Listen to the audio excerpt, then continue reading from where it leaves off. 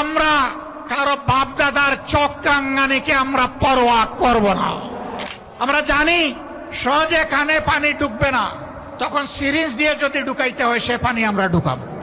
একসাথে আমরা লড়াই করব অন্যায়ের বিরুদ্ধে, আধিপত্যবাদের দূষরদের বিরুদ্ধে, দলখানাদের বিরুদ্ধে, চাঁদাবাজদের বিরুদ্ধে, দুর্নীতিবাজদের বিরুদ্ধে, আমার শিশুর সন্তান যে কেড়ে নেয় সেই দর্শকদের বিরুদ্ধে। বিএনপি জাতির সাথে দেওয়া কথা রাখে নাই।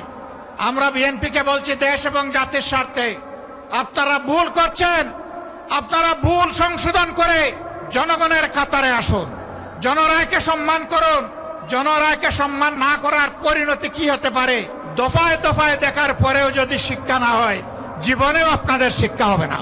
নির্বাচনের ফলাফল দেশে একটা গৃহযুদ্ধ শুরু না হোক সেই জন্য আমরা মেনে নিয়েছিলাম।